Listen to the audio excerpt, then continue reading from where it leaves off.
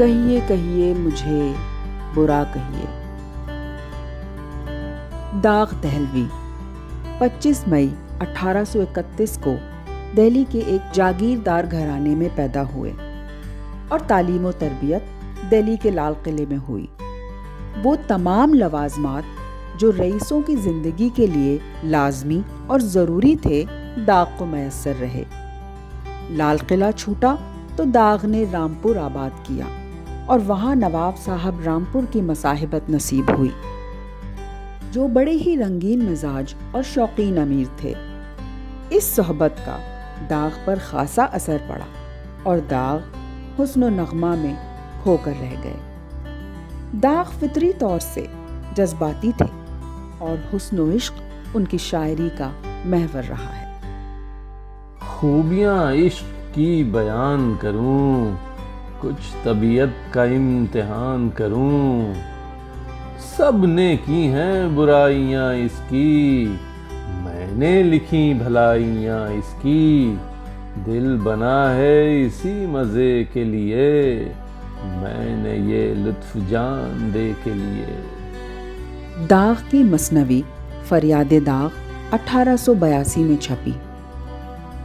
فریاد داغ دراصل داغ کی آپ بیتی کا ایک حصہ ہے، جس میں جہاں داغ نے اپنے نامکمل عشق کی داستان بیان کی ہے، وہیں نواب رامپور سے اپنی دلی محبت اور ان کے اکرام کا کھلے دل سے اعتراف کیا ہے۔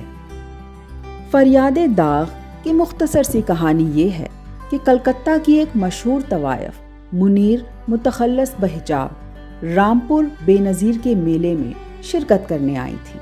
داغ نے انہیں وہیں دیکھا تھا اور ان کے عشق کی آگ میں جلنے لگے۔ آ گیا بے نظیر کا میلہ، دل پابند وز کھل کھیلا، آفت جان ناتواں دیکھی، یک بیک مرگ ناگہاں دیکھی، دیکھ کر اس پری شمائل کو، رہ گیا تھام تھام کر دل کو۔ اس طرح داغ نے عاشقی شروع کی اور محبوبہ کو بھی ہموار کر لیا۔ رات دن سرور میں گزرنے لگے۔ رات کٹتی ہنسی خوشی کیا کیا، ہوتی رہتی کھلی دلی کیا کیا، خانہ دوست عیش خانہ تھا، ہائے کیا دن تھے کیا زمانہ تھا۔ لیکن عین وصل میں جدائی کی گھڑی آ گئی اور حجاب واپس کلکتہ چلی گئی۔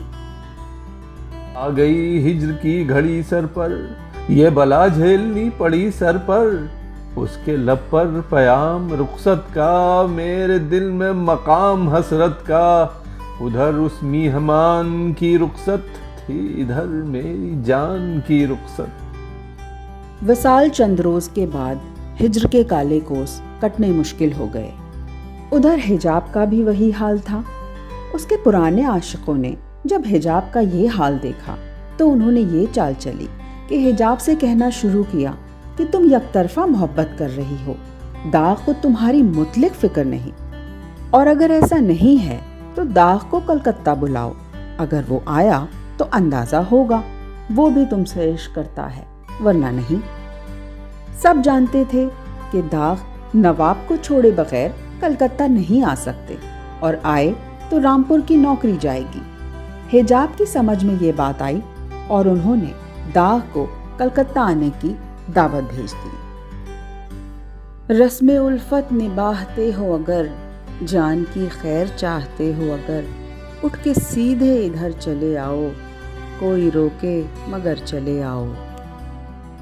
مجبوراً داغ نے رخصت لی اور رامپور سے سیدھے دہلی گئے، وہاں سے لکھنؤ، پھر کانپور اور الہ آباد سے ہوتے ہوئے عظیم آباد پہنچے۔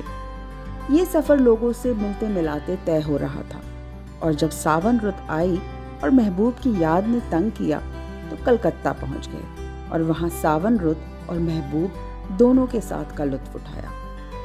کالی کالی گھٹائیں آتی تھیں، ٹھنڈی ٹھنڈی ہوائیں آتی تھیں، آتش حسن یار کی گرمی، بزم میں ایک بہار کی گرمی۔